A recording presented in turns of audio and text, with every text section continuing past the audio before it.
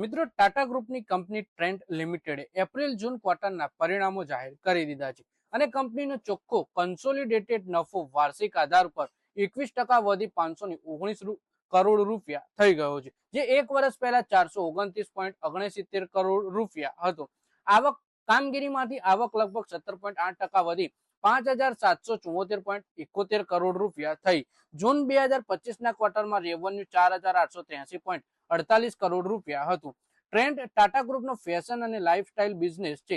કંપનીના વેબસાઇટ અને જુડિયો અને સ્ટાર જેવી બ્રાન્ડ હેઠળ રિટેલ સ્ટોર છે. એટલે વાત કરીએ ટાટા ગ્રુપની કંપની ટ્રેન્ટે ક્વાર્ટર એકના પરિણામ જાહેર કર્યા, જેમાં કંપનીનો નફો વાર્ષિક આધાર પર 519 કરોડ રૂપિયા થયો, જે એક વર્ષ પહેલા 429.69 કરોડ હતો, એટલે કે 21% વધારો થયો. ટ્રેન્ટ વેસ્ટસાઇડ, જુડિયો અને સ્ટાર જેવી બ્રાન્ડ હેઠળ રિટેલ સ્ટોર ચલાવે છે. કંપનીએ શેર બજારને જણાવ્યું કે જૂન 2026ના ક્વાર્ટરમાં તેનો કુલ ખર્ચ 5,082.96 કરોડ રૂપિયા રહ્યો, જે ગયા વર્ષે 4,368.59 કરોડ રૂપિયા હતો. ટ્રેન્ટ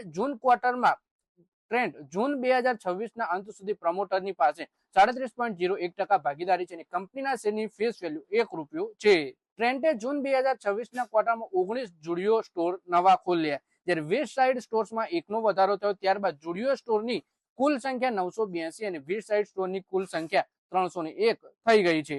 6 ઓગસ્ટના રોજ ટ્રેન્ટના શેરમાં તેજી જોવા મળી. બીએસયુ પર 4.5% ઉછળી 3,246 રૂપિયા અને 65 પૈસાના હાઈ સુધી ગયા. કંપનીની માર્કેટ કેપ લગભગ 1.7 લાખ કરોડ રૂપિયા છે. શેર 2 સપ્તાહમાં 11% વધ્યા છે, જ્યારે 3 વર્ષમાં 180%થી વધારે ઉછળી. કંપનીએ 5 વર્ષનું રિટર્ન લગભગ 420% છે.